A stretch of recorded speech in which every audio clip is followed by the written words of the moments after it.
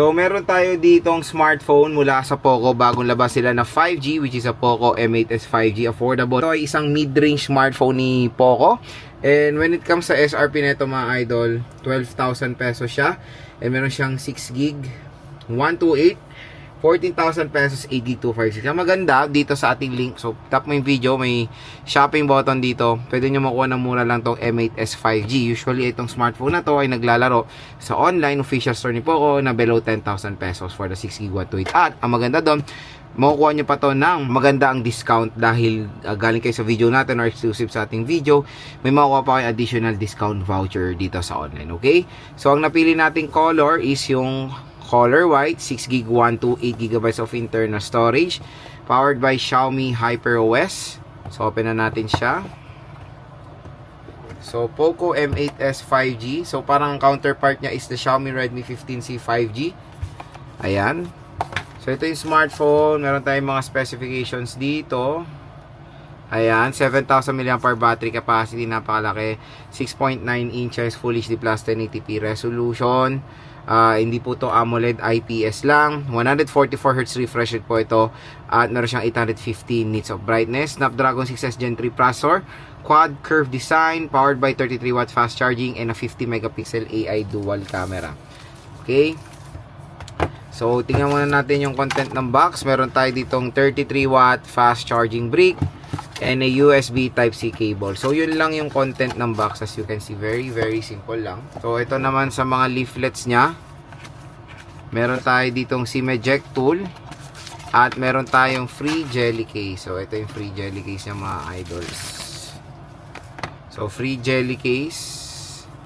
Ang maganda sa jelly case niya, hindi siya transparent. Kumbaga, hindi siya naninilaw. Mas better to color black. Meron tayo ditong warranty card and safety information. So, yun lang naman yung content ng box. Next, dito tayo sa smartphone itself, the Poco M8s 5G. So, as you can see dito sa white nila, napaganda mga idol. Ayan, no?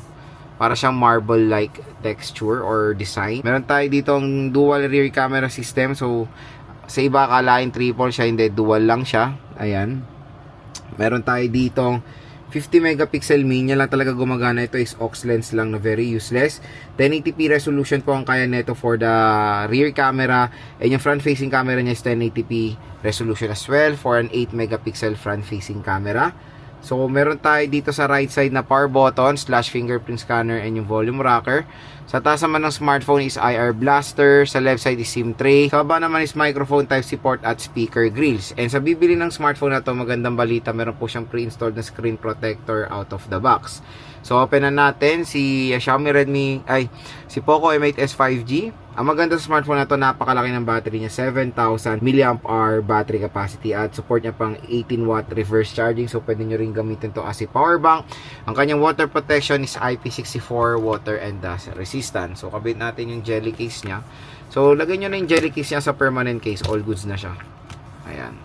So yan, na-setup na natin si Poco M8s 5G, medyo low-bat siya.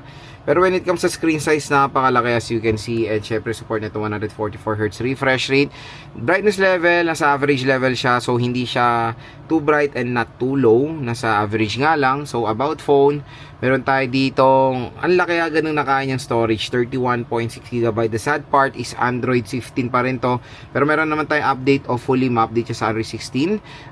Detailed info specification is 6 RAM, 6GB of RAM, 6S Gen 3 processor. Yan siya.